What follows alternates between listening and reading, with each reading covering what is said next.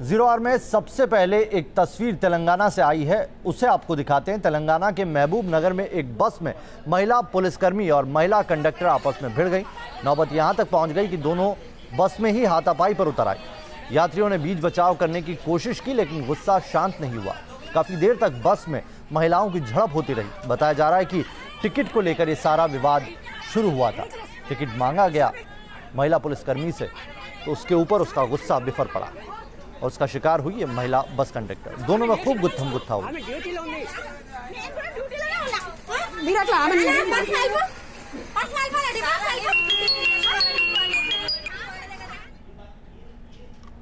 हनीप्रीत इंसाफ राम रहीम की वो राजदार जिसे लेकर जितने मुंह उतनी बातें सामने आ रही है। हनीप्रीत अब तक पुलिस की गिरफ्त से बाहर है, लेकिन हनीप्रीत के खिलाफ आवाज उठाने वाले लोग डरे सहमे हुए हैं। हनीप्रीत और राम रहीम के संबंधों पर उंगली उठाने वाले हनीप्रीत के पूर्व पति विश्वास ने कहा है कि उनकी जान को राम रहीम के गुंडों से खतरा है और इसी वजह से विश्वास ने पुलिस से सुरक्षा बढ़ाने की मांग की है। वहीं दूसरी तरफ आज राम रहीम के तथाकथित कुर्बानी दस्ते की चिट्ठी भी सामने आई, जिसमें धमकी दी गई कि राम रहीम के खिलाफ आवाज उठाने वालों का एक ही अंजाम होगा और वो है मौत। तीसरी अदालत का फैसला सजाए मौत। इन्हीं धमकी भरे अल्फाजों के साथ शुरू होती है गुरमीत राम रहीम के कथित कुर्बानी दस्ते की वो चिट्ठी, जिसमें गुरमीत राम रहीम पर सवाल उठाने वालों को जान से मारने की धमकी दी गई है। जरा इस चिट्ठी का एक एक अल्फाज पढ़िए और समझिए ये लोग किस कदर हिंसक होंगे। चिट्ठी की शुरुआत में लिखा है, राम रहीम के 200 बच्चे खुदकुशी करने के लिए तैयार हैं। इनकी धमकी कितनी संजीदा है ये भी चिट्ठी से साफ पता चल जाता है।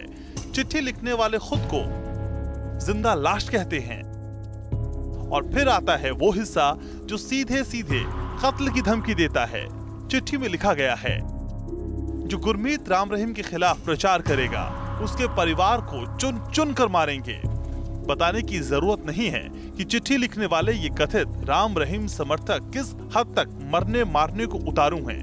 चिट्ठी में उन लोगों के नाम भी शामिल हैं जिन्होंने गुरमीत राम रहीम के खिलाफ आवाज उठाई है। इस चिट्ठी के साथ ही हनीप्रीत और गुरमीत राम रहीम के रिश्ते पर उंगली उठाने वाले हनीप्रीत के पूर्व पति विश्वास ने भी अपनी जान को खतरा बताया है। विश्वास ने करनाल पुलिस में शिकायत दर्ज की है। कुर्बानी गैंग ने कल लेटर लिखी है, उसमें मेरा नाम भी है और मुझे उनसे जान से खतरा है, तो इसलिए मैं अपनी लिखवाने आया। इस चिट्ठी और इन धमकियों में कितनी सच्चाई है, इसका जवाब सिर्फ और सिर्फ गुरमीत राम रहीम या हनीप्रीत ही दे सकते हैं। Team news nation. तो एक नया शगुफा आया है कुर्बानी दस्ते का। चलिए आगे बढ़ते हैं, अगली खबर का रुख करेंगे। दहशतगर्दों ने एक बार फिर से कश्मीरियत को लहूलुहान कर दिया। छुट्टी पर चल रहे बीएसएफ के जवान मोहम्मद रमजान के घर पर लश्कर के आतंकियों ने हमला कर दिया। आतंकियों से आखिरी सांस तक वो लड़ते रहे और देश का ये लाल शहीद हो गया। मोहम्मद रमजान की शहादत का बदला लो। गम और गुस्से भरे ये अल्फाज पूरे देश में उठ रहे हैं। कश्मीर घाटी के बांदीपुरा में पुलिस लाइन में तिरंगे में लिपटा ये पार्थिव शरीर उसी जांबाज जवान मोहम्मद रमजान परे का है, जिनकी लश्कर के आतंकियों ने हत्या कर दी। 33 साल के बीएसएफ जवान मोहम्मद रमजान को दहशतगर्दों ने उस वक्त टारगेट किया जब वो छुट्टी पर अपने घर आए थे। हम इस वक्त उसी कमरे में हैं जहां पर मोहम्मद रमज़ान परे जो कि बीएसएफ जवान था, और कल उनको इसी कमरे से घसीटा गया और यहीं से जो मिलिटेंट्स आए थे उन्होंने यहां पर फायर किए। ज़मीन पे हमें फायर शॉट्स दिख रहे हैं। आप देख रहे हैं कि यहां पर जो है बुलेट्स लगे हुए हैं और इसी कमरे में बताया जा रहा था वो सारे फैमिली मेम्बर्स उस वक्त मौजूद थे। पूरी फैमिली मेम्बर ने रेजिस्ट किया पहले उनको बाहर जाने से, पर बावजूद रेजिस्टेंस के उन्हें बाहर ले जाया गया और बाद में बाहर जाकर उन्हें गोली मार दी गई। उनके घर वाले जो हैं 3 घर वाले अभी भी जख्मी हैं। उनका इलाज हॉस्पिटल में चल रहा है, जिसमें से जो उनकी बुआ है उसकी कंडीशन थोड़ी क्रिटिकल बताई जा रही है। आतंकवादियों ने रात के अंधेरे का फायदा उठाकर उनके घर पर हमला बोल दिया। जवान रमजान को एक गोली लगी थी, बावजूद इसके वो आतंकियों से भिड़ गए और राइफल छीन ली। इसके बाद आतंकी ताबड़तोड़ गोलियां बरसाने लगे। इस फायरिंग में रमजान के परिवार के 4 लोग गंभीर रूप से जख्मी हो गए। आतंकी हमले में मोहम्मद रमजान बीएसएफ की महान परंपरा को निभाते हुए शहीद हो गए।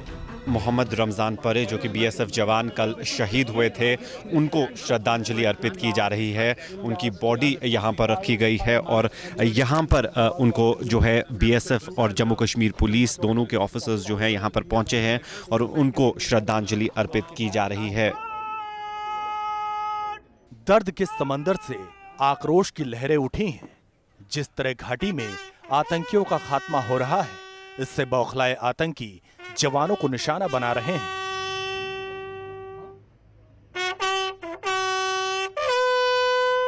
बहुत बहादुरी से ये लड़ा है और नहाता अकेला ये था और साथ में फैमिली मेंबर्स को भी इसको इंजर्ड किया गया है, तो ये इसकी जो शहादत है व्यर्थ नहीं जाएगी। और जम्मू कश्मीर पुलिस के लोगों को, बीएसएफ के लोगों को, कश्मीरियों को जब ये मारते हैं और ये बताता है क्योंकि ये डेस्परेशन है और उनका अंत जो है बड़ा नजदीक है। फ्रंट लाइन ऑफ डिफेंस कहे जाने वाली फोर्स बीएसएफ का एक जांबाज शहीद हो गया, लेकिन आतंकियों को उनके किए की सजा जरूर मिलेगी। देश को उस बदले का इंतजार है जब रमजान के गुनहगारों को 2.5 फीट जमीन के नीचे दफन कर दिया जाएगा। बांदीपुरा से इदरीस लोन के साथ टीम न्यूज़ नेशन। कश्मीर के असली हीरो लेफ्टिनेंट उमर फैयाज और डीएसपी अयूब पंडित के कातिलों का जो हश्र हुआ, वही शहीद रमजान के कातिलों का भी होकर रहेगा। लश्कर के कायर आतंकी ज्यादा दिनों तक सुरक्षा बलों की गोलियों से अब बच नहीं पाएंगे।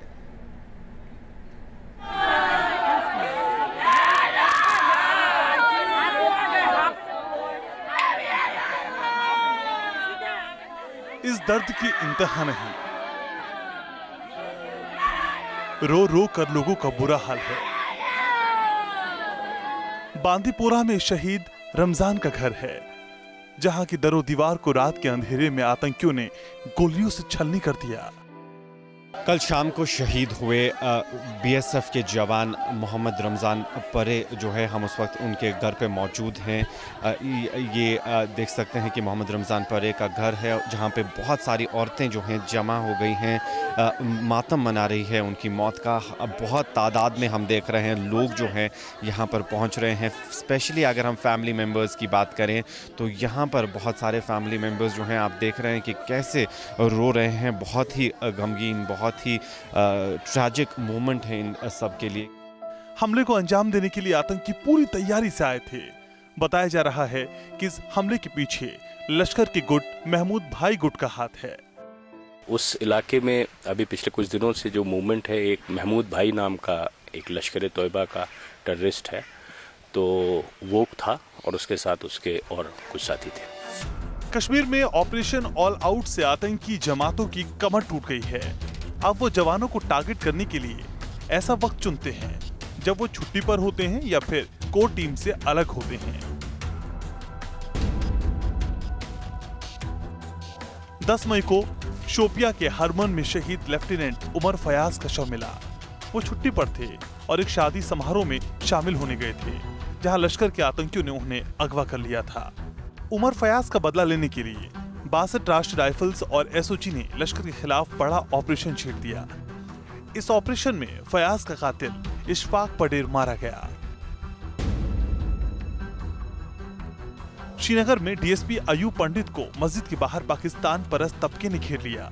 इसके बाद भीड़ में शामिल दहशत के मोहरों ने पीट पीट कर उनकी जान ले ली। यह हमला जिस जगह पर हुआ, वहां अलगाववादी नेता मीर वाइज उमर फारूक मौजूद था।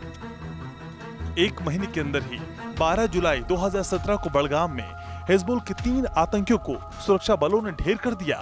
मारे गए आतंकियों में सज्जाद अहमद गिलकर भी था, जो अयूब पंडित की हत्या का मास्टरमाइंड था। मतलब साफ है कि आतंकी कश्मीरी युवाओं को गुमराह कर उन्हें आतंकी मंसूबों से जोड़ने की साजिश रचते हैं। कायराना हरकत को अंजाम देकर आतंकी चाहे जहां छिप जाएं, सिक्योरिटी फोर्सेस की गोलियों से बच नहीं पाएंगे। यानी हर शहादत का बदला हिंदुस्तान लेकर रहेगा। Idris loan, news nation, Srinagar.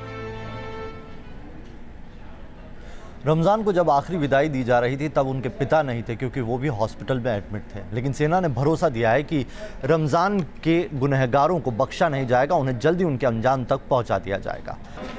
Durga Puja ये त्योहार असत्य पर सत्य की विजय का है। त्योहार बुराई पर अच्छाई की जीत का है और इस पावन त्योहार के जरिए पटना में एक सामाजिक बुराई को खत्म करने का संदेश दिया जा रहा है।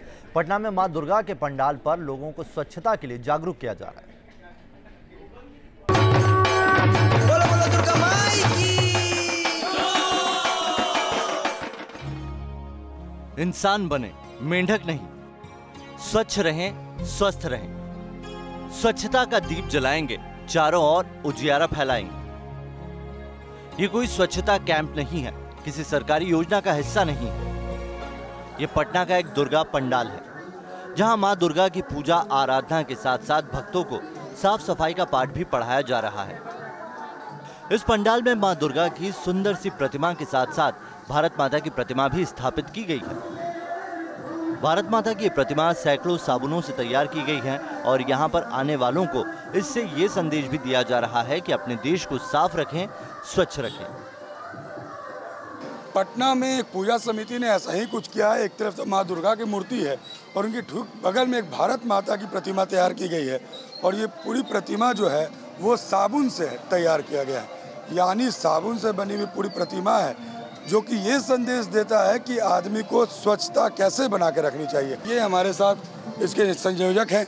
मैसेज क्या देना चाहते हैं? मैसेज यही रहता है, प्रधानमंत्री का जो स्वच्छ भारत स्वच्छ अभियान जो था उसी के तहत हम लोग सोचे कि हर साल नए नए तरह के प्रतिमा का स्थापना करते रहते हैं। इस बार हम लोग सोचे कि उनके स्वच्छता के लिए साबुन का प्रतिमा स्थापित किया जाए और लोगों को स्वच्छ और क्लीन रहने का संदेश दिया जाए। पूरे पंडाल में स्वच्छ भारत मिशन के पोस्टर लगे हुए हैं। जनता से अपने आसपास सफाई रखने की अपील की गई है। खुले में शौच न जाने की हिदायत दी गई है। खुले में शौच रोकने के लिए रांची में भी सरकार ने एक अनोखी पहल शुरू की है। जो भी खुले में शौच करता पाया गया उसको नगर निगम के कर्मचारियों ने उठक बैठक करवाई, जुर्माना लगाया। और लोगों को भी जो भी करना है उन लोगों को भी बताओ, खुला में शौच नहीं करना है। धर्म किसी भी समाज का आधार होता है और यही वजह है कि इस पंडाल के आयोजकों ने गंदगी की सामाजिक बुराई को दूर करने के लिए धार्मिक आयोजन का सहारा लिया। Rajnish Sinha, news nation, Patna. देखते रहिए न्यूज नेशन, क्योंकि यहाँ खबरों का सिलसिला कभी नहीं थमता।